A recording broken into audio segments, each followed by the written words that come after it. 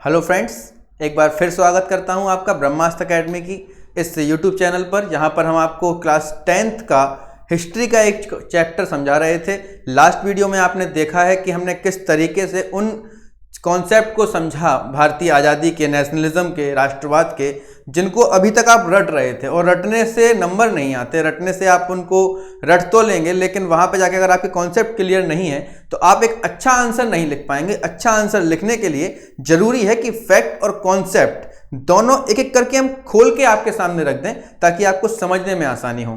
तो अभी हम क्लास 10th का एक चैप्टर देख रहे थे, नेशनलिज्म इन इंडिया, भारत में राष्ट्रवाद का उदय। एक एक चीज मैंने आपको अच्छे से बताई। नेशनलिज्म होता क्या है, नेशनलिज्म आया कैसे, क्यों आया, कारण क्या थे, गांधी जी का रोल क्या था, और भी कई जो नेता रहे हैं उनके क्या रोल थे, तो किस किस चीज़ों की क्या क्या महत्वपूर्ण भूमिका रही, और भारत आज़ादी के उस पथ पर आगे बढ़ा। उसी में हम आगे भी देखेंगे क्या होने वाला है। तो थोड़े से हम स्लाइड्स में जो आपको कल बताया था उसमें आपको पहले से बता देते हैं कि क्या क्या हम पढ़ चुके हैं। हो सकता है कोई नया जुड़ा हो, ताकि उसको जो भी नया जुड़ा हुआ है, आज जो पहली बार ये वीडियो देख रहा है, मैं उसको ये जरूर बताऊंगा कि आप इस वीडियो देखने के पहले, इसके पहले एक एपिसोड पहला आया था नेशनलिज्म इन इंडिया का, पहले जाके आप उसको देखें, आपको इसे देखने में आसानी होगी। फिर भी 2 मिनट का एक रिव्यू। तो चैप्टर का नाम था nationalism in India, class 10th का हिस्ट्री का सेकंड चैप्टर है। नेशनलिज्म के बारे में हमने बताया कि नेशनलिज्म होता क्या है। नेशनलिज्म का मतलब होता है कि एक राष्ट्र की भावना सभी लोगों में आ जाए। अभी हम सब लोग बटे हुए थे बहुत सालों पहले तक, लेकिन फिर एक हमारे अंदर भावना आई कि हम एक हैं। वो आई क्यों थी? वो आई थी फर्स्ट वर्ल्ड वॉर की वजह से। ये एक अलग ही कॉन्सेप्ट था कि कहाँ फर्स्ट वर्ल्ड वॉर की बात चल रही, कहाँ हमारे देश में नेशनलिज्म आ रहा। इसलिए क्योंकि सारे परेशान लोग, जब सभी लोग परेशान होते हैं ना, तो उनको लगता है कि हम सारे परेशान लोग उनके एक ग्रुप बना लेते हैं। देखा होगा ना आपने, बहुत सारे परेशान लोग हो, कहीं किसी से परेशान है, कोई सरकार से परेशान है, कोई कानून से परेशान है, तो वो एक अपना एक ग्रुप बना लेते हैं। कोई अपने मालिकों से परेशान है। तो फर्स्ट वर्ल्ड वॉर के टाइम ने क्या किया कि पूरे इंडिया को परेशान कर दिया। हर व्यक्ति टैक्सेस से दब गया, चीज़ें महंगी हो गई। आप इन सब स्लाइड्स को पढ़ेंगे समझ में आ जाएगा, मैंने कल अच्छे से बताया हुआ है। और उसी बीच एक हीरो आ गए, हंसते मुस्कुराते हुए चेहरे के साथ, हमारे महात्मा गांधी जी। अब गांधी जी की तो बात ही अलग थी। वो तो आए थे साउथ अफ्रीका से, वो वकालत भी वो पढ़ चुके थे लंदन में, उसके बाद साउथ अफ्रीका चले गए। साउथ अफ्रीका में जाकर भी उन्होंने शोषण के विरुद्ध बहुत काम किया। जितने लोग परेशान थे उनको उन्होंने वहाँ पे उनके हक दिलवाए, और वहाँ से वो एक नई चीज़ लेके आए, जो कि इंडिया में एक बहुत बड़ा अस्त्र बना, जिसको हम ब्रह्मास्त्र कहते हैं ना। वो ब्रह्मास्त्र था सत्याग्रह, जो गांधी जी लेके आए थे। सत्याग्रह का मतलब होता है सत्य के प्रति आग्रह, सत्य के साथ आग्रह करना, सत्य के साथ खड़े रहना, हिंसा नहीं करना, अहिंसक तरीके से अपनी बातें मनवाना, ये सत्याग्रह में था। ये देखिए गांधी जी समझा रहे हैं सबको सत्याग्रह के बारे में। ये जब बोलते थे तो मतलब लोग बताते हैं, हम लोगों ने तो नहीं देखा है, हमने जब इनकी किताबें पढ़ी तो लोग बताते हैं कि ये धारा प्रवाह बोलते थे, और इनको सुनने वाला व्यक्ति वहाँ से उठ नहीं सकता था, मतलब वो बंद गया था। और ये जो कह देते थे कि आज यहाँ बैठना है अनशन पर, आज हमें इस अहिंसक तरीके से यहाँ सत्याग्रह करना है, तो ये लोग वहाँ पे बैठ जाते थे आराम से। अब ये देखें आप, फर्स्ट 3 सत्याग्रह मूवमेंट हमने आपको बताए थे कि उन्होंने 3 प्रयोग करे। इनने सोचा कि पहले इंडिया आए हैं, सत्याग्रह का कम से कम थोड़ा प्रयोग करके तो देखें। तो इन्होंने बताया हमने आपको, इन्होंने चंपारण में नील की खेती के विरुद्ध सत्याग्रह किया, खेड़ा में मिल मजदूरों के खिलाफ के साथ मिलकर सत्याग्रह किया। खेड़ा में इन्होंने फार्मर्स जो थे वहाँ के खेड़ा डिस्ट्रिक्ट के, they started the movement the Gandhi ji leadership with the demand for the reduction in the land revenue. हाँ, खेड़ा सत्याग्रह इसलिए हुआ था, मैंने आपको कल ही बताया था कि इनकी हो गई थी फसलें बर्बाद, लेकिन अंग्रेज कह रहे थे कि हमें इससे कोई मतलब नहीं है, हमें चाहिए लगान। तो गांधी जी बोले कि जब फसल नहीं होगी तो लगान भी नहीं मिलेगा, और उनको ये बात माननी पड़ी थी अंग्रेजों को। उसके बाद मिल वर्कर थे, 12-13 घंटे काम कर रहे थे, तनख्वाह नहीं दे रहा था मालिक, उनके खिलाफ गांधी जी बैठ गए। उसके बाद हमने आपको बताया रॉलेट एक्ट आ गया। रॉलेट एक्ट एक ऐसा एक्ट था जो कि बड़ा ही खतरनाक कानून था, एक काला कानून था ये। इसमें किसी भी व्यक्ति को पे अगर ब्रिटिशर्स को शक है, उसको उठा के वो जेल में डाल देते थे। ना अपील, ना दलील, ना वकील। मैंने कल बताया था, ये समय थोड़ा लंबा हो जाएगा इसलिए जल्दी जल्दी बताते चल रहा हूँ क्योंकि आगे वाले टॉपिक को क्लियर करना है। रॉलेट सत्याग्रह लोगों ने किया। उसके बाद क्या हुआ कि अंग्रेजों को गुस्सा आ गई। अंग्रेजों ने क्या किया कि अमृतसर में मार्शल लॉ लगा दिया। मार्शल लॉ जिसके समय जो उसका हेड था वो था जनरल डायर। जनरल डायर को पता चला कि जलियांवाला बाग के अंदर बहुत सारे लोग प्रोटेस्ट कर रहे हैं रॉलेट एक्ट को लेके। उसने उन पर गोलियां बरसा दी, एक हत्याकांड कर दिया। लोगों में रोष हो गया। ये देखें आप, ये इस तरीके से एक हम इमेज है यहाँ पे, ये इसके ब्रिटिशर्स गोली चला रहे हैं और लोग मर रहे हैं। 800-900 लोग मर गए थे इसमें। फिर खिलाफत मूवमेंट आया, ये टर्की वाला मैंने कॉन्सेप्ट आपको समझाया था। फिर गांधी जी ने नॉन कॉरपोरेशन मूवमेंट चालू कर दिया। मुझे यहीं से आपको समझाना था। नॉन कॉर्पोरेशन मूवमेंट मैंने आपको समझा दिया था। नॉन कॉर्पोरेशन मूवमेंट में मैंने आपको बताया था कि लोगों को सपोर्ट करने के लिए मना कर दिया था। उन्होंने कहा था अंग्रेज हमारी दम पर इंडिया में रह रहे हैं, अगर हमें इंडिया से अंग्रेजों को भगाना है तो हमें उनका सहयोग करना होगा बंद। सभी लोगों ने स्कूल जाना, बच्चों ने स्कूल जाना बंद कर दिया, प्रोफेसर्स ने पढ़ाना बंद कर दिया, लॉयर्स ने प्रैक्टिस बंद कर दी, लोगों ने सूती कपड़े पहनने, विदेशी वस्त्र पहनने बंद कर दिए। इस प्रकार का काम हुआ। लेकिन फिर मैंने आपको बताया था कि ये क्यों फेल हो गया। वो इसलिए फेल हो गया क्योंकि लोग कब तक अपने बच्चों को स्कूल नहीं भेजेंगे। भाई स्कूल जब आप अपने खुलवाओगे स्वदेशी स्कूल तो हम उनमें जाएंगे। अभी तो ब्रिटिशर्स पढ़ा रहे थे, ब्रिटिशर्स ने के स्कूल थे, उनके कॉलेज थे, लेकिन आपके पास कोई अल्टरनेटिव ही नहीं था। दूसरी बात, आपके नॉन कॉर्पोरेशन में आपने कहा खादी पहनो, खादी बहुत महंगा आता है। आज की डेट में भी खादी बहुत महंगा कपड़ा है। खादी हर इंसान नहीं पहन सकता, हर कोई गरीब व्यक्ति खादी को अफोर्ड नहीं कर सकता। तो उस टाइम पे भी नहीं कर पाया। अब भूखा नंगा आदमी तो घूमेगा नहीं, कुछ तो खाएगा, जो मिलेगा विदेशी मिले देसी मिले कुछ तो खाएगा। वहाँ पे देसी की व्यवस्था ही नहीं थी, इतनी सब विदेशी ही माल मिल रहा था। तो लोगों ने फिर शुरू कर दिया, कपड़े पहनना भी स्टार्ट कर दिए। चलिए यहाँ से पढ़ते हैं। ये अभी मैं जल्दी जल्दी पढ़ा रहा था, अब एकदम आराम से आपको बताता हूँ कि होने क्या वाला है। नॉन कॉर्पोरेशन मूवमेंट एक ऐसे मोड़ पे पहुंच गया है। अब वहाँ पे तो अब देख रहे थे ये सब जो भी हम आपको बातें बता रहे थे, ये सारी की सारी बातें सिटीज़ की थी। ये सब सिटीज़ में हो रहा था, लेकिन ये आंदोलन गाँव में भी चल रहा था। गांव के लोग भी इसमें समर्थन कर रहे थे और इसके लिए ही जो पीसेंट्स होते हैं, इसको पीसेंट्स मूवमेंट भी कहेगा, किसान आंदोलन एक तरीके का था। Movement in the country side. Country side का मतलब जो हमारे विलेजेस हैं, जो हमारे गांव हैं, उनमें ये क्या रूप दिखा रहा था। तो मैं आपको एक बात बता दूं कि जो पीसेंट्स थे, जो किसान थे, उन्होंने ये जो आपका नॉन कॉर्पोरेशन मूवमेंट है, इसको इन्होंने अंग्रेजों के विरुद्ध कम और तालुकदार और जमींदार, इन दो लोगों के विरुद्ध बहुत जोरदारी से लड़ा। इनको ऐसा लग रहा था कि हमें तो ये जो नॉन कॉर्पोरेशन है, ये तालुकदार और जमींदार हमें बहुत परेशान करते हैं, हम इनके विरुद्ध लड़ना है ये। और उन्होंने ऐसा ही किया। क्यों? क्योंकि ये उनके ऊपर इतने प्रकार के उपकर लगा रहे थे, टैक्सेस लगा रहे थे, हाई रेटेड इनसे टैक्स ले रहे थे, इनसे रेवेन्यू इकट्ठा कर रहे थे, तो किसान बहुत ज़्यादा परेशान हो चुके थे। तो आप देखेंगे इन अवध एक जगह है, अवध में पीसेंट्स मूवमेंट कैसे चला। इसमें आपको थोड़ा थोड़ा कम भी मिलेगा। मैं आपको जो बता रहा हूँ वो आपको थोड़ा सा ज़्यादा बता रहा हूँ ताकि आप कुछ भूल भी जाएं तो आपको कुछ तो याद रहे। अब आप देखें कि पीसेंट्स जो थे उनकी डिमांड क्या थी। किसानों की मांगें थी, वो चाहते थे कि लगान में कमी आए, पहली बात। दूसरा, बेगार की समाप्ति हो।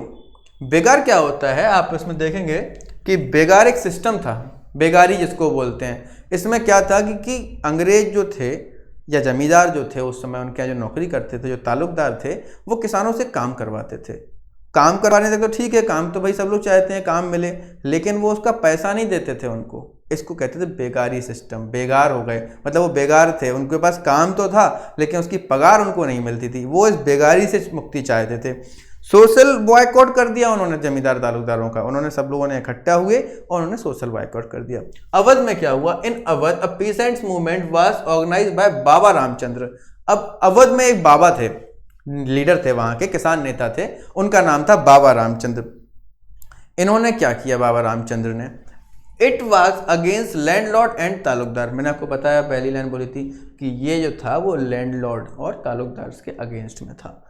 Reduction of rent and the abolish of begar were their main demand. इनकी दो डिमांड मेन थी कि रिडक्शन ऑफ रेंट, लगान में कमी, और एबॉलिशन ऑफ बेगर, कि बेगर जो प्रथा है इसका तो पूरी तरीके से समाप्ति हो जाए।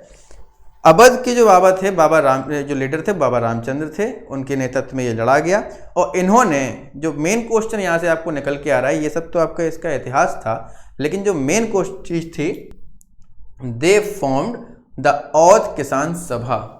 आपसे पूछा जा सकता है कि औध किसान सभा किसने बनाई? बाबा रामचंद्र ने। और एक और फैक्ट मैं आपको बता देता हूं कि ये इन्होंने नेहरू जी के साथ मिलकर बनाई थी। नेहरू जी ने इसमें बड़ा इनको योगदान दिया था। आगे देखते हैं अगली स्लाइड्स में क्या है। ये इन्हीं के बारे में, he led the president of the movement in Awadh against the talukdar and lord, same की सेम बात लिखी हुई है। He demands reduction to, double हो गया, यहां से देखिए आप, इन अक्टूबर 1920, अक्टूबर 1920 में ही फॉर्म और किसान सभा with the help of Nehru. ये बात मैंने अभी आपको बताई। अभी देखिए ट्राइबल मूवमेंट कि अभी तक तो आप क्या देख रहे थे कि पहले हमने देखा सिटीज के लोगों ने क्या किया, सिटीज के लोगों ने विदेशी कपड़े पहनना बंद कर दिए और पूरी तरीके से बॉयकॉट कर दिया। यहाँ किसानों ने क्या किया कि उन्होंने एक औध किसान सभा बना ली और कहा कि हम लगान में हमें कमी चाहिए और साथ ही साथ ये बेगारी की जो प्रथा है इसको समाप्त किया जाए।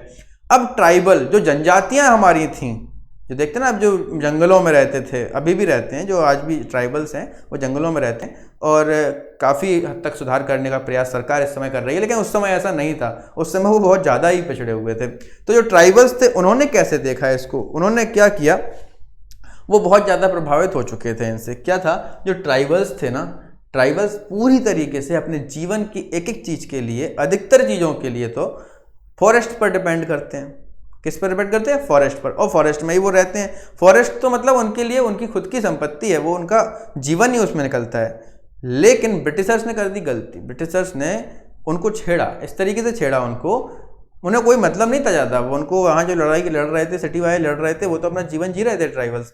लेकिन इन्होंने कहा कि भाई आप पेड़ नहीं काट सकते हो हमसे बिना पूछे, पेड़ नहीं काट सकते, ठीक है, हमसे बिना पूछे आप उन फलों को नहीं तोड़ सकते जो आप खा रहे थे। वो तो पूरी तरीके से इन्हीं चीज़ों पर डिपेंड थे। उनके अंदर तो रोष आएगा ही आएगा, उनके अंदर भी गुस्सा फूट गई और उन्होंने कहा कि हम भी इसमें किसी न किसी तरीके से तो अपना भाग लेंगे भाई।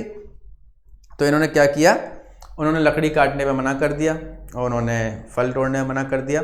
तो आंध्र प्रदेश के गोडैम हिल है वहाँ पर गोरिल्ला वार स्टार्ट हो गई। आई थिंक देखता हूँ मैं नीचे वाली स्लाइड्स में इसमें लिखा है कि नहीं। In the Goddam Hill of Andhra Pradesh, tribal started a movement under the leadership of Alluri Sitaram Raju. ये एक बहुत इंपॉर्टेंट नाम है, अल्लूरी सीताराम राजू।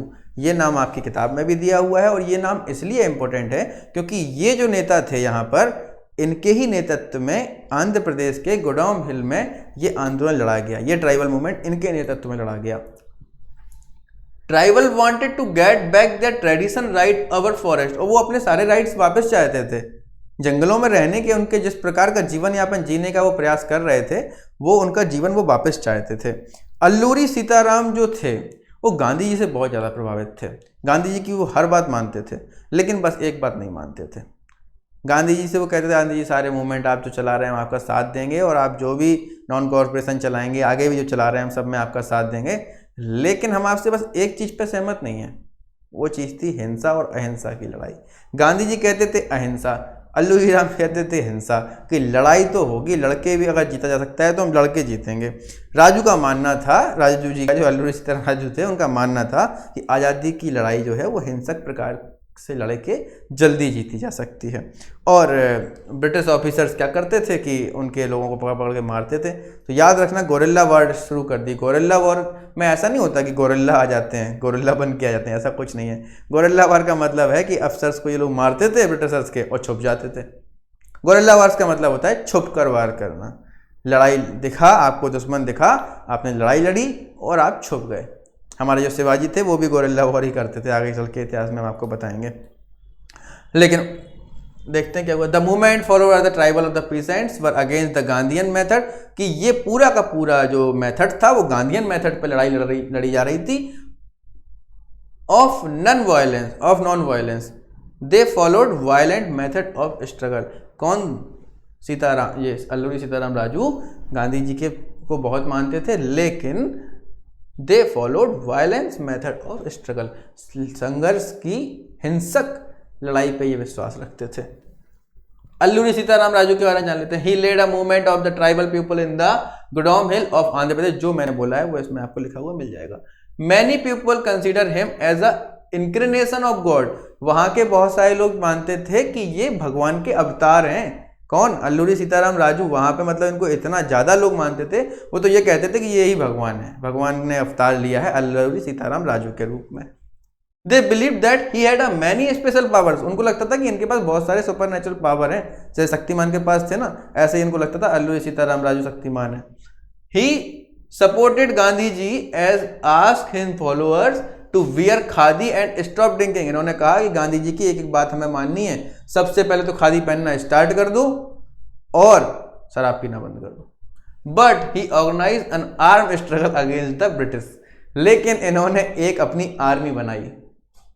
आर्मी क्या करती है? लड़ाई लड़ती है, हिंसा करती है। ब्रिटिशर्स के खिलाफ इन्होंने सारी चीज़ें मानी गांधी जी की, लेकिन इन्होंने कहा कि नहीं, हमने आर्मी बनाएंगे। और वही आर्मी जो थी वो करती थी गोरिल्ला वार। तो आइए हम आपको अवगत कराते हैं इनसे। इनको देख लीजिए, ऐसे लिखते हैं। इनकी ये बहुत पुरानी फ़ोटो है, क्योंकि इतनी पुरानी फ़ोटोज़ तो मिलती नहीं है, तो ये गूगल से साभार हमको मिली हुई है। अल्लूरी सीताराम राजू की ये फ़ोटो है। कोई ख़ास इसमें ऐसा है नहीं, वो हैं अच्छे, उन्होंने बहुत कुछ किया है देश के लिए। आइए तो अगले चैप्टर पे चलते हैं। अब हमने अभी क्या देखा? अभी हमने क्या कर देखा? हम नॉन कॉर्पोरेशन मूवमेंट के अलग अलग पार्ट देख रहे हैं। सिटी में देख के आए थे, थोड़ी देर पहले बताया था। उसके गांव में क्या हुआ, उसके बाद ट्राइबल्स में क्या हुआ। अब हम आपको दिखाते हैं। अभी आप कहेंगे मूवमेंट इन प्लांटेशंस, ये कैसा नाम है, क्या मतलब प्लांटेशंस में क्या मूवमेंट होगा? प्लांटेशंस जो है ना, प्लांटेशन माने क्या होता है? प्लांट लगाना। प्लांटेशन मतलब प्लांट लगाना। तो ये चैप्टर जो है, इसमें एक प्लांटेशन जो वर्कर्स थे उनने भी इसमें एक लड़ाई लड़ी। वो कहाँ के थे? वो असम के थे। असम, पश्चिम बंगाल में सबसे ज़्यादा क्या होता है आपको पता है? सबसे ज़्यादा चाय होती है। चाय की खेती वहाँ बहुत होती है, चाय के बागान वहाँ बहुत होते हैं, और वहाँ के लोग उनको बहुत अच्छे से खेती भी करते हैं। वो लोग उसमें बहुत निपुण भी हैं करने में। हर व्यक्ति नहीं कर सकता है वो खेती। तो यहाँ पर खेती होती थी चाय की। असम के जो वर्कर थे वो खेती करते थे, लेकिन खेती करते तो ये लड़े क्यों? कारण क्या था? उसके बारे में आपको बताता हूँ। इसमें आपको मैं बताता हूँ। सबसे पहले सेकंड पॉइंट आप इसमें देखेंगे, इनलैंड इमिग्रेशन एक्ट। याद रखना, इनलैंड इमिग्रेशन एक्ट ये ब्रिटिशर्स के द्वारा लाया हुआ एक कानून था। एक तो ब्रिटिशर्स कुछ भी अपनी सर्वसम्मति से कानून ले आते थे, और कानून का कहीं ना कहीं मतलब यही होता था, भारतीय लोगों को परेशान करना, ये परेशान हो जाए। अब ये क्या था? Indian immigration act 1859। इसके तहत जो प्लांटेशन वर्कर थे वो बिना परमिशन के टी गार्डन को छोड़कर कहीं नहीं जा सकते थे। परमिशन एरिया मतलब प्लांटेशन जो एरिया था ना, आपको उसी में रहना है, उसी वहीं सब काम करने हैं, वहीं पे सोना है, वहीं पे खाना है। हाँ, परमिशन मांग सकते हो, लेकिन हम देंगे नहीं। अधिकतर तो यही होता था कि ब्रिटिशर्स परमिशन देते नहीं थे। वो महीनों सालों अपने घर नहीं जा पाते थे। उन्होंने कहा कि ठीक है, नॉन कॉर्पोरेशन है, सहयोग तो करना नहीं है ब्रिटिशर्स का। और उनको लग रहा था कि गांधीवाद आने वाला है, गांधी युग आ गया है, और गांधी जी अब हमको प्लॉट दिलाने वाले हैं, गांव में अपने अपने मकान बनने वाले हैं। जैसे अभी चल रहा है ना, हमको अपने अपने मकान मिल रहे हैं। उस समय लगता था गांधी जी मकान दिलाएंगे। अब गांधी जी दिला भी सकते थे, लेकिन कुछ परिस्थितियां ऐसी रहीं कि गांधी जी नहीं दिला पाए क्या उनको मकान। लेकिन वो गाँव चले जरूर गए। उन्होंने उस समय अपना काम छोड़ा और चले गए गाँव। उसके बाद उनका क्या हुआ वो मुझे भी नहीं मालूम, लेकिन मैं आपको नॉन कॉर्पोरेशन के बारे में बता रहा हूँ। तो इतना बता सकता हूँ कि उन्होंने भी नॉन कॉर्पोरेशन मूवमेंट में सहयोग दिया। उन्होंने कॉर्पोरेशन नहीं किया। उन्होंने कहा कि आप चाय की खेती हमसे करवा रहे हो, हम नहीं कर रहे हैं, हम जा रहे हैं अपने घर। वो चले गए। चलिए देख लेते हैं, यही लिखा होगा। Workers in the plantation of Assam demand the right to move the freely in and out of the state. They opposed the Inland Immigration Act 1859 which took away the right to free movement। उनके पास free movement का right ही नहीं था। मतलब आपको कोई घूमने पे ही पाबंदी लगा दे, कितना परेशानी होती है। अभी हम देख रहे हैं 1-2 साल से हमारे लॉकडाउन की जो लगाया गया हमारे देश में, भाई वो ज़रूरी भी था, क्योंकि हमारे यहाँ एक ऐसा पेंडेमिक आ गया था। लेकिन परेशानी तो हुई ना। ऐसा लगता था कि हम आज़ाद भी हैं कि नहीं, किसी को आप घूमने से रोको तो ऐसा लगता है कि हम कहीं गुलाम तो नहीं हो गए। और ये लोग तो उस समय गुलाम ही थे। When they heard about the non corporation movement, जैसे ही इन्होंने सुना कि भाई नॉन कॉर्पोरेशन मूवमेंट चल रहा है, they moved to their village। ये अपने गांव चले गए। They thought that the Gandhi Raj was coming and everyone would be given land in their villages। सबको अपने अपने गांव में जमीनें मिलने वाली हैं, गांधीवाद आ गया है। However they were caught and brought back. ठीक है, अब देखते हैं withdrawal of the non corporation movement. अब हम इनकी कमियां और थोड़ी थोड़ी चीज़ें देख लेते हैं कि हुआ क्या था एक्चुअल में। सबसे पहली बात तो ये कि जो नॉन कॉरपोरेशन मूवमेंट था ये अपने चरम पे पहुंच चुका था, लोग इसमें पूरी तरीके से जुड़ गए थे। सबसे अच्छी बात थी कि इसमें हिंदू मुस्लिम एकता देखने के साथ साथ जनजातीय, गांव के लोग, शहर के लोग सभी इकट्ठा हो गए थे। मतलब उसका नेतृत्व गांधी जी के हाथ में था, लेकिन गांधी जी हर जगह नहीं पहुंच सकते थे, लेकिन अलग अलग जगह के लोगों ने गांधी जी को सपोर्ट करते हुए नेतृत्व संभाला और कुछ ना कुछ काम किया। बड़ा अच्छा चल रहा था मूवमेंट। लेकिन एक घटना हो गई इस बीच क्या हुआ कि गांधी जी कहते थे कि हिंसा नहीं होनी चाहिए, और इसी बीच क्या हुआ, एक समुदाय ने एक हिंसक घटना कर दी। गोरखपुर में एक जगह है चोरा चोरी, आप सभी ने सुना ही होगा, चोरा चोरी एक कांड है, उस सबको फेमस कांड है। तो चोरा चोरी घटना हुई और उसमें कुछ लोग हिंसक हो गए और भीड़ ने ब्रिटिशर्स को जला दिया, मार दिया, और गांधी जी इससे रुष्ट हो गए। आइए देखते हैं क्या लिखा हुआ है। Gandhi ji withdraw the non corporation movement. Gandhi ji ने नॉन कॉरपोरेशन मूवमेंट बंद कर दिया। गांधी जी ने बंद कर दिया मतलब बंद हो गया। गांधी जी की बहुत चलती थी उस समय। The movement become violence in the some places. कहीं कहीं पर ये जो आंदोलन था ये हिंसक हो गया, मतलब लोग मारने लगे एक दूसरे को। In February 1992 in Chaura Chauri Uttar Pradesh, people turn violence and set fire to a police. यहां चौरा चौरी के लोगों ने हिंसक होकर एक पुलिस थाने को आग लगा दी, जिसमें कई पुलिस वाले जलकर मर गए। और गांधी जी तो पहले ही कह चुके थे और हमेशा उनका मानना था कि अगर हिंसा हुई तो मुझे ये लड़ाई नहीं लड़नी है, और गांधी जी ने ये मना कर दिया। इसके बाद लोग भी गांधी जी से रुष्ट हुए। बड़े बड़े नेताओं ने भी अलग अलग टिप्पणियां की कि कहीं पर कोई घटना हो रही है उसकी सज़ा पूरी देश को क्यों दी जाए, कि कहीं अगर कन्याकुमारी में कोई घटना घटती है तो कश्मीर के लोगों को उसकी सज़ा क्यों मिले। लेकिन गांधी जी ने नॉन कॉरपोरेशन मूवमेंट वापस ले लिया था। ये देखें आप, चोरा चोरी वायलेंस का एक आप ये फोटो देखें, ये इमेजिनेशन किसी ने बनाया हुआ है। ये 1922 की बात है, फरवरी में पुलिस स्टेशन को आग लगा दी गई थी। अब देखते हैं significance of non corporation movement. शायद ये इसमें वही लिखा है जो मैं आपको बता रहा था। Non corporation movement was a large scale mass movement. It attract common people from all social group. सभी सामाजिक ग्रुप के सभी आम व्यक्ति इसमें शामिल हुए। नॉन कॉरपोरेशन मूवमेंट एंड खिलाफत मूवमेंट वेंट टुगेदर। खिलाफत मूवमेंट और नॉन कॉरपोरेशन मूवमेंट साथ में चल रहे थे। इससे फायदा क्या हुआ, हिंदू मुस्लिम एकता देखने को मिली। पीजेंट्स एंड ट्राइबल्स, किसान और जनजातीय लोग become a part of the Indian national movement. भारतीय इंडियन नेशनल मूवमेंट, भारतीय के जो आंदोलन है, भारतीय राष्ट्रीय आंदोलन में इन्होंने अपना योगदान दिया, क्योंकि ये तो अभी अपने रोजमर्रा की चीज़ों में लगे हुए थे, गाँव में रहते थे, वो जंगलों में रहते थे, लेकिन साहब लड़ाई लड़ी उन लोगों ने। आइए अब नए चैप्टर पे चलते हैं। ये आप थोड़ा समझ लें कि हमने अभी थोड़ी देर पहले नॉन कॉरपोरेशन मूवमेंट पढ़ा। नॉन कॉरपोरेशन मूवमेंट काफ़ी लंबा चला, इसके बारे में मुझे लगता है कि मैंने लगभग सारी चीज़ों पे आपसे बात की। अब ये आपकी जिम्मेदारी बनती है कि आप इसको किस तरीके से पढ़ते हैं, कैसे समझते हैं। इंग्लिश में आपके पीछे पूरा लिखा हुआ है, आपकी किताबों में भी लिखा हुआ है। हम भारत देश में रहते हैं, हिंदी हमारी ज़्यादा बोली समझी जाती है, तो मैंने आपको एक एक बार हिंदी में भी समझा दी है। तो अब जिम्मेदारी आपकी है कि आप इसको कैसे याद रखते हैं। अब क्या हुआ, अब एकदम नया टॉपिक आ गया, आपकी बुक में भी था ये स्वराज पार्टी। होने को तो बहुत कुछ है, लेकिन क्लास 10th के लेवल से तो मुझे लगता है कि काफ़ी NCERT में भी अच्छा खासा लिखा है, CBSE ICSE में बहुत अच्छा लिखा हुआ है। कुछ चीज़ें हैं जो जानना जरूरी नहीं थी 10th में, इसलिए उन्होंने नहीं बताई। मैं फिर भी थोड़ी आपको बता रहा हूँ, बहुत बताऊँगा तो काफ़ी लंबे लेक्चर्स हो जाएंगे। तो एकदम टॉपिक बदलते भी जाते हैं। स्वराज पार्टी कैसा आप टॉपिक देख रहे हैं, और बुक में बहुत ही छोटा सा लिखा हुआ है स्वराज पार्टी के बारे में, केवल 2-3 लाइन्स ही लिखी हैं, वही मैं आपको बताने वाला हूँ क्यों बनी। भाई कांग्रेस के बहुत सारे जो नेता थे वो संघर्ष करते करते थोड़ा थक गए थे। भाई कितने दिन से नॉन कॉरपोरेशन मूवमेंट चल रहा, लगातार हम असहयोग कर रहे, कहीं रैली में यहाँ जा रहे हैं, कहीं दूसरे गाँव जा रहे हैं, तो थक तो जाता है इंसान, और लड़ाई भी लड़नी है देश के लिए।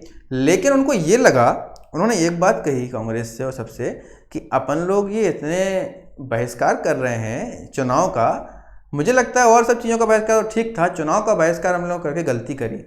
चुनाव हमें लड़ना चाहिए। हम जब प्रोविंशियल काउंसिल के चुनाव लड़ेंगे, प्रांतीय चुनाव लड़ेंगे, तो हम वहाँ पे पहुंचकर ब्रिटिशर्स की जो पॉलिसी है उनको अपोज कर पाएंगे, उनसे लड़ पाएंगे, उनको अपना मत दे पाएंगे, बहस कर पाएंगे अपनी पॉलिसीज़ पर। तो हमें लगता है कि हमें चुनाव लड़ना चाहिए, और उन्होंने ऐसा किया, चुनाव लड़ा। लेकिन उसमें से उन्होंने क्या किया, वहाँ पे दो बड़े नेता थे, एक थे CR दास, दूसरा मोतीलाल नेहरू। CR दास और मोतीलाल नेहरू ने एक पार्टी बनाई अपनी कांग्रेस से अलग होकर, जिसका नाम था स्वराज पार्टी, जो कि स्वराज चाहते थे। और ये बहुत ही इंपॉर्टेंट क्वेश्चन है, बहुत ही इंपॉर्टेंट लाइन है। आगामी जितने भी आगे पेपर होंगे, आगे भी पेपर होंगे, और जो आप अगर अपने पुराने स्टूडेंट से बात करेंगे जिन्होंने 10th पास किया है, यहाँ से कुछ ना कुछ क्वेश्चन आया ही है। Some leaders of Congress wanted to participate in the election of the provincial council that had been set up by the Government of India Act 1919। ये बहुत इंपॉर्टेंट लाइन है, गवर्नमेंट ऑफ इंडिया एक्ट 1919, इसी के तहत ही ये चुनाव होते थे। गवर्नमेंट ऑफ इंडिया एक्ट था, एक कानून था, इसमें भारत में होने वाले इस कानून में भारत में होने वाले बहुत सारे गतिविधियां, लॉ, उनका संचालन कैसे होगा, फंक्शनिंग क्या होगी, ये सब लिखा हुआ था। इसी में एक है कि हम चुनाव कराएंगे प्रोविंशियल, मतलब प्रांतों में, अलग अलग प्रांत थे उस समय। They felt that it was important to oppose British policy. उनको लग रहा था कि ब्रिटिश की पॉलिसी को विरोध करने के लिए हमें वहां पहुंचना पड़ेगा, जब हम सत्ता में होंगे तभी तो हम कुछ बदल पाएंगे। It was asked to study the constitution system in the India and suggest changes. हम अध्ययन करके बहुत सारे चेंजेस ला सकते हैं। CR Das and Motilal form the Swaraj party with in the Congress. Congress से अलग होकर CR दास और मोतीलाल नेहरू ने स्वराज पार्टी बनाई। मेन बात यही थी। इस लास्ट लाइन को तो आप याद रखे ही। अब फिर क्योंकि जब आप उसमें पढ़ेंगे तो आप देखेंगे कि इसमें दो बड़ी चीजें हुई थी। जब ये स्वराज पार्टी बनी, जब ये नॉन कॉर्पोरेशन हुआ 1920 के अंत तक, ये ऐसी की ऐसी लाइन आपकी बुक में लिखी है, मैं हिंदी में बता रहा हूँ कि 1920 के अंत तक दो बड़े फैक्टर्स इंडिया के अंदर आए। दो बड़े फैक्टर्स का प्रभाव पड़ा इंडियन पॉलिटिक्स पर। उसमें से एक बहुत ही छोटा सा है, आप उसको छोटा से ही समझ लें, बाकी दूसरे में थोड़ा सा मैं आपको डीपली बता दूंगा। कि पहला था वर्ल्ड वाइड इकोनॉमिक डिप्रेशन।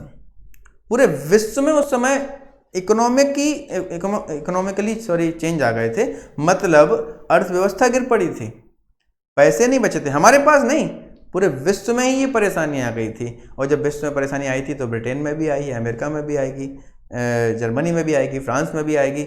और इंडिया उस समय उपनिवेश था, कॉलोनी था, तो हमारे ऊपर तो ब्रिटेन में होने वाली हर दिक्कत का सामना हमको ही करना पड़ता था। युद्ध वो लड़ते थे, सैनिक हमें चाहिए पड़ते थे, उनके यहाँ गरीबी होती थी तो वो हमको और ज़्यादा गरीब कर देते थे। तो उन्होंने क्या किया भैया, हमारे यहाँ 1926 तक, 1926 तक तो हमारे यहाँ फसलें ख़त्म ही हो गई थी, बची नहीं थी, चौपट हो चुके थे एकदम सब कुछ। किसानों के लिए फसलों को बेचना और लगान भरना बहुत मुश्किल हो गया था। तो ये सब चेंजेस हमारे टाइम पे आ रहे थे। 1930 तक तो बहुत बुरे हाल हो गए थे। तीसा की मंदी है, एक बड़ा चैप्टर है, आप इकोनॉमिक्स में कभी पढ़ेंगे। तीसा की मंदी आई थी, तीसा की मंदी से पूरा विश्व परेशान हो गया था। अब हम देख लेते हैं, बीच में आपको थोड़ा सा बता दिया था मैंने। अब साइमन कमीशन बताते हैं क्या हुआ। अब साइमन कमीशन के बारे में जानने से पहले आपको यह जानना पड़ेगा कि ये कमीशंस क्या होते हैं, कमीशन होता क्या है, कमीशन क्या भला है। कमीशन वैसे तो अपन सुनते हैं कि वही कुछ ना कुछ खरीदते हैं तो उसमें कोई बीच में ब्रोकर होता है, उसका कोई कमीशन होता है। ये वो कमीशन नहीं है। कमीशन क्या होता है, कुछ ऑफिसर्स का एक ग्रुप होता है, इनके पास स्पेशल पावर होते हैं। और ब्रिटिशर्स को बड़ा मज़ा आता था अपने लोगों को स्पेशल पावर देने में, कि इनको स्पेशल पावर दो और इंडिया भेज दो और उनसे बोलो कि वहाँ चेंजेस करके आओ कुछ। ऐसे ही ब्रिटिश गवर्नमेंट एक कमीशन बनाया जिसका नाम था साइमन कमीशन। साइमन इसलिए कहा गया था क्योंकि सर जॉन साइमन इसके हेड थे, उनकी लीडरशिप में ये बनी थी। उनसे उन्होंने बोला एक काम करो जॉन भाई, इंडिया चले जाओ जरा थोड़ी देर के लिए, घूम फिर आना, वहाँ पे देख भी आना इंडिया कैसा है। और सबसे पहले जाके वहाँ पे एक काम करना कि कॉन्स्टिट्यूशन देखना जरा, जो इंडिया जाकर वहाँ का कॉन्स्टिट्यूशन फंक्शन चल रही है ना, वहाँ पे जो कॉन्स्टिट्यूशन, जो उनका संविधान अभी फिलहाल चल रहा है, अभी नहीं जो अपना बना है वो नहीं, जो पहले अपना था, उसकी फंक्शन जरा देख कर आओ और ये बताओ मुझको कि उसमें क्या क्या चेंज कर सकते हैं। सर साइमन बोले कि ठीक है। इंडियन को भी कोई प्रॉब्लम नहीं थी, बदलाव किसी को बहुत बुरे नहीं लगते हैं, लेकिन बदलाव हमसे आप पूछ कर करें या हमें बताएं, कि हमें पता होगा ना कि हमारे बारे में, कि आप मेरी लाइफ के बारे में मुझे मालूम है कि इसमें ये बदलाव चाहिए। आप मुझसे बिना पूछे मेरी लाइफ में किसी चेंज को कर दें और फिर मुझसे कहें कि ये मैं चेंज कर रहा हूँ आपकी लाइफ में, तो विरोध तो होगा। ऐसा ही हुआ। साइमन कमीशन में जो कमीशन थी, इसमें जितने भी लोग थे सारे ब्रिटिशर्स थे, इसमें एक भी इंडियन नहीं था। भाई हमारे देश के संविधान में चेंज करने के लिए हमारे देश के कुछ लोगों को तो ले लो, हमारी समस्याओं को तो आप तभी समझ पाओगे जब हमारे देश के लोग उस कमीशन में होंगे। लेकिन उस कमीशन में कोई भी नहीं था ऐसा, उसमें सारे ब्रिटिशर्स थे। परिणाम वही हुआ कि उसका विरोध हुआ। और साइमन का सबसे बेस्ट ये था, it was a statutory commission set up by the British under sir John Simon. यही बात मैं आपको बता रहा हूँ। It was asked to study the constitutional system in India and suggest changes. जाओ वहाँ पे जाके उनकी कॉन्स्टिट्यूशनल सिस्टम की स्टडी करो, उसमें चेंज वेंज बताना जो भी है। Indians oppose the Simon commission because all the members of the commission were English man. सारे के सारे इंग्लिश मैन थे, सारे अंग्रेज भरे हुए थे। There was no Indian in it. It did not to provide any hope to swaraj to Indian. और उसमें उन्होंने बोला it did not provide any hope to swaraj to Indian. उनको नहीं लग रहा था कि ये कमीशन आने के बाद हमें बिल्कुल आशा नहीं थी कि आप स्वराज के बारे में कुछ भी बात कर रहे होंगे इसमें। तो भाई ये देखो क्या हुआ। When Simon commission arrive in India 1928, याद रखना ये डेट, 1928 में साइमन इंडिया आया। It was greeted with there slogan go back Simon. अभी सबने सुना है साइमन गो बैक साइमन। वहाँ पर जैसे वो स्टेशन पर उतरा और लोगों ने नारे लगाना स्टार्ट कर दिए। ये देखो बैनर बना लिए, Simon go back, Simon go back. इकट्ठे हो गए। साइमन से बोला कि वापस जाओ साइमन। ठीक है, तो साइमन कमीशन में हमने आपको बताया क्या क्या था, क्या क्या चीज़ें हुई हैं, गो बैक साइमन के नारे लगाए गए। और मुझे लगता है कि इसके बाद ये चैप्टर्स अभी एक भाग उसका और बनेगा, क्योंकि ये काफ़ी लंबा चैप्टर्स है। 5-6 चैप्टर्स आपके हिस्ट्री के 10th CBSE में हैं, जो कि लगभग मुझे लगता है कि मैं हर चैप्टर के 3-3 पार्ट बनाऊंगा, ताकि आपको वीडियो ज़्यादा लंबे भी ना हो और आपको देखने में आसानी हो। तो मैं यही आपसे कहना चाहता हूँ कि आप इसको एक बार देख लें, समझ लें। वीडियो को 1 से 2 बार 3 बार जितनी बार आप देखेंगे आप इसको नोट करते जाए जो पॉइंट्स हैं। और इस वीडियो को जितने से ज़्यादा हो सके आप इसको शेयर करें, ताकि सभी लोगों तक ये वीडियो पहुंच सके जिसको इसकी ज़रूरत है, जो किसी माध्यम से नहीं फीस पे कर पा रहे हैं स्कूल्स में, या स्कूल नहीं जा पा रहे हैं, फिलहाल बहुत दिनों से स्कूल बंद हैं, उनको इस माध्यम से ये जो शिक्षा मिल रही है वो उसको ले सकें। तो मैं वेद भदौलिया ब्रह्मास्त्र एकेडमी की तरफ से आपसे विदा लेता हूँ। नमस्कार।